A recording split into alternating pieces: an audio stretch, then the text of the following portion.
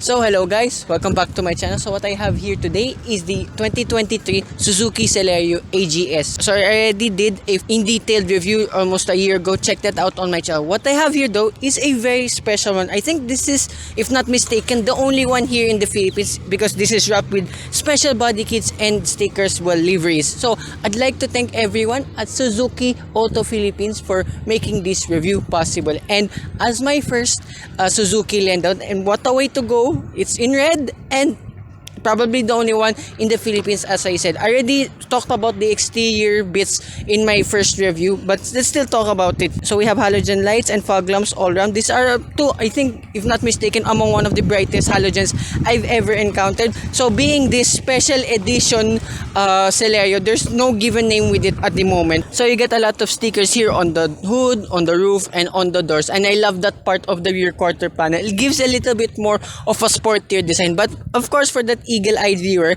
the main thing to talk about in the exterior with this specific Celerio AGS, yes, there has been cladding fitted all around this vehicle.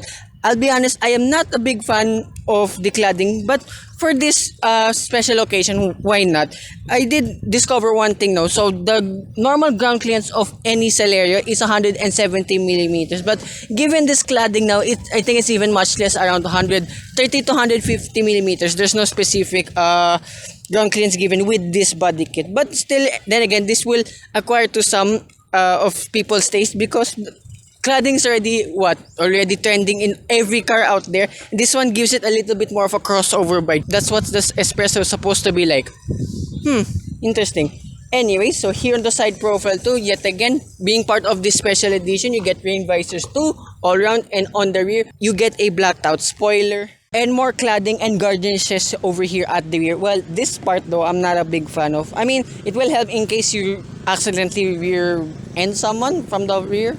Anyways, so being a Celerio, yet again, everything is mostly the same here. You get your halogen teardrop lights and open this boot up. So having just walk around toured a Swift, check that out on my channel, I found the boot space of this is much larger than that of the Swift. So total space here is 295 liters compared to the 242 liters of the Swift. I can confirm why this is bigger than that is because this Celerio has a much deeper boot. You can fit a lot of stuff here, right? All my racing equipment, my camera equipment, new shoes here and there, and you get a very thick tonneau cover over here. And finally, when you fold all of the seats down now, you get a total of almost 600 liters. There's no official figure yet again given, but this Celerio is very spacious enough for most people. So powering this Suzuki Celerio AGS, you heard that. So speaking of AGS, every time you unlock and open the door of this Celerio AGS, including with the Espresso AGS, the transmission will prime up. And like with every Celerio, this one is powered. Wait, I got a bit carried away here. I don't talk about hood struts that much because they're all here on the left side. This is one of the few cars I know that the hood strut is here on the right. So back here, powering this is a 1 liter naturally aspirated 3-cylinder engine with 67 horsepower and 89 Newton meters of torque. And this specific one is mated to an AGS auto gear shift, aka an automated manual transmission / if you're supercar wannabe like me, a single clutch transmission. This engine and with the AGS combo, it's a little bit weird at first for first timer, and well, for me, I've never driven this long with the auto gear shift. It's a very interesting thing to talk about, but gotta be honest straight away, I would prefer the manual transmission. Remember, the Celerio is still available in a manual transmission variant. Same too with the Suzuki Espresso. So that's about it with the exterior, the boot, and the engine of this Celerio AGS. Let's check out the interior. So this is the interior of the Suzuki Celerio AGS. So here in the door card, there's no switches or buttons whatsoever. You only have cup holder and cubby spaces on either side. Big water jugs won't fit, but a cup of McDonald's regular sized ones will fit there just fine.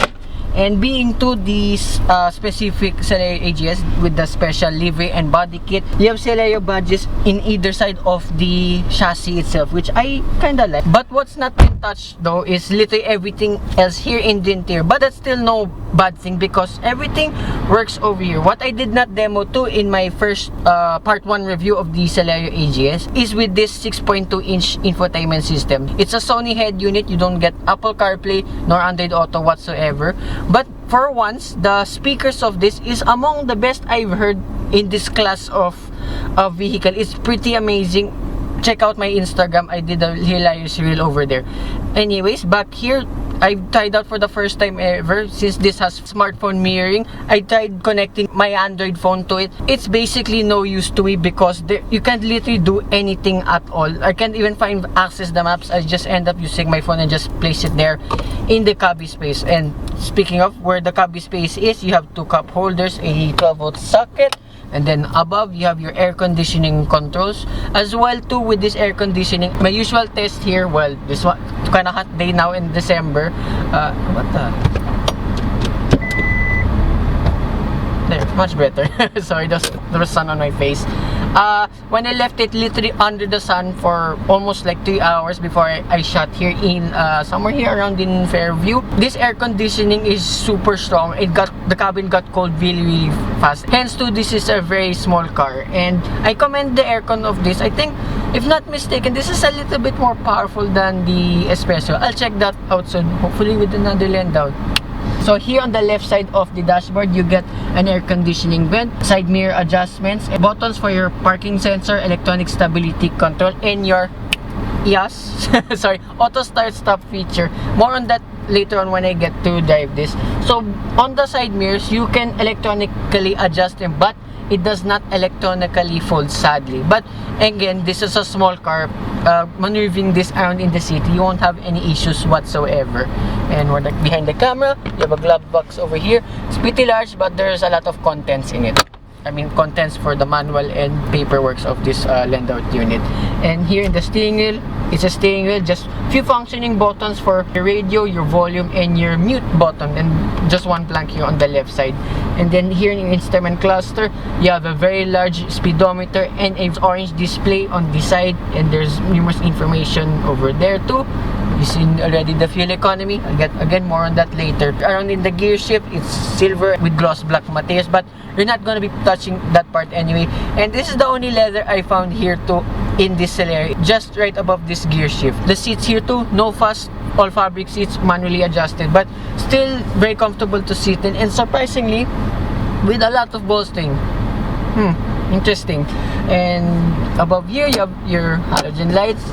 Sun visor, you have a ticket clip with a mirror. They don't extend. That's pretty much it. Feels exactly like my car before.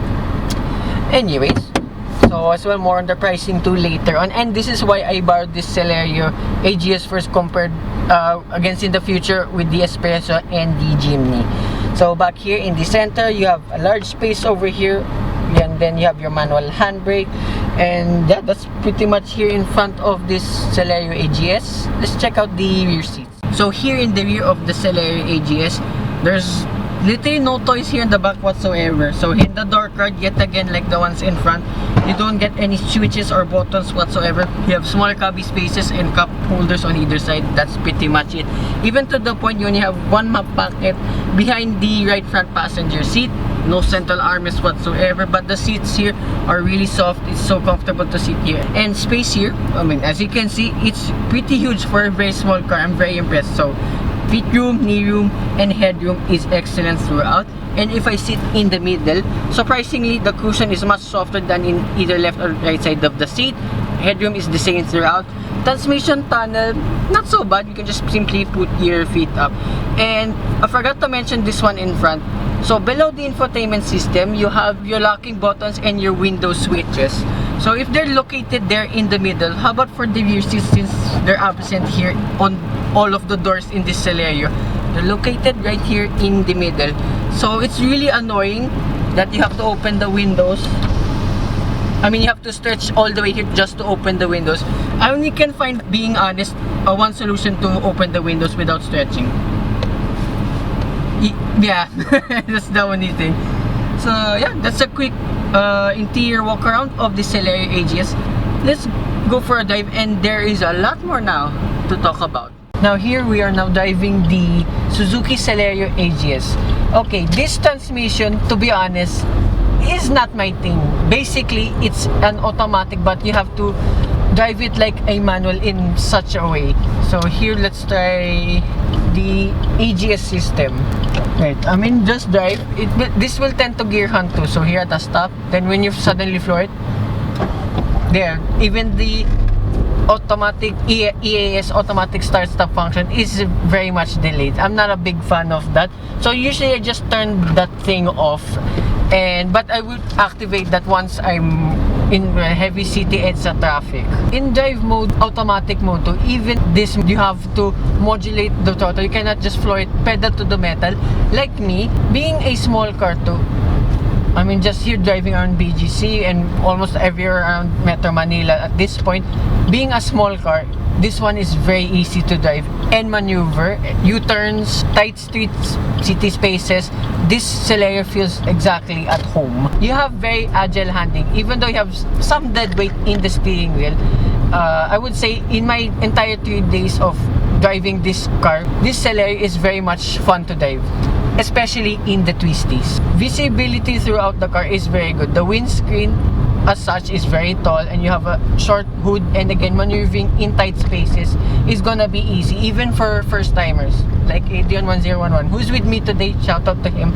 Check out his main POV review of this too, and another upcoming Suzuki as well. As for the comfort of this Celerio, it's somewhat hard. Some people might find this to be a bit stiff, and others, this will be very comfortable. The suspension has excellent damping. It soaks up the bumps and humps really well, even with the largest humps here, especially here like in Mine Museum BGC. The star of the show though is the fuel economy. This is what impressed me the most. Even absolute heavy EDSA Christmas traffic, I struggled to get below 9.2 kilometers per liter.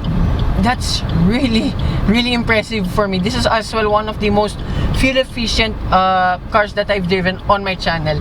And then for better days, not unlike today, you can get as much as 10.5 kilometers per liter. That's already driving from example to Green Hills, to Valenzuela, Makati, and back. Yeah, I see a lot of people why they buy the Celerio and the Espresso too, let's not mistake, because of this 1 liter 3-cylinder engine. So on combined figures, so from Laguna all the way back here on highway driving with heavy traffic, mind you can get as much as 12.8 kilometers per liter. But on better days, you can get 15.5 kilometers per liter. But the most impressive figure that I've encountered with this Celerio AGS is at the highway. I managed a whopping 21.9 kilometers per liter. And as I said, this is one of the most fuel efficient cars I've ever driven. Mind you, that is only with a 35 liter fuel tank. You'll definitely save a lot of money with this Celerio AGS. Speaking of highway driving, well, like here example in this rough part of BGC, the NVH is somewhat alright too. There's a lot of tire noise creeping into the cabin around 80 kilometers per hour and above. But driving it here around in the city, 30 up to I think even 70 kilometers per hour, I've got no complaints really. And the build quality though, I would say it's much better than that of the Espresso. And then here, my favorite mode with this AGS is definitely manual mode. Automatic seems a little bit too jerky. And what surprised me the most is this Celerio AGS is surprisingly peppy. Yeah, that's the thing too with this AGS. It's not a conventional automatic transmission. You have to lift off the throttle once you change gears manually. And I tend to notice if you leave it in drive automatic mode, this will tend to gear hunt, even though this is just a 5-speed gearbox. Again, there's a manual transmission available, which is also a 5-speed. However, though, at a longer time, especially like with this lend out, when they just leave it in automatic, you'll get used to it in a day or so. Automatic is not as bad as you think. I mean, here just automatic. Yeah, even though it's gear hunting here in the city only, I'm already up what, like 4th gear in 40 kilometers per hour. It's not so bad at all. I just prefer driving this in manual, since this AGS is been converted to an automatic transmission. Even though you only have 66 horsepower, this is a small car, fuel efficient car rather too. In manual mode, this thing is very much fun to drive. Even though I explained the flaws of this AGS transmission,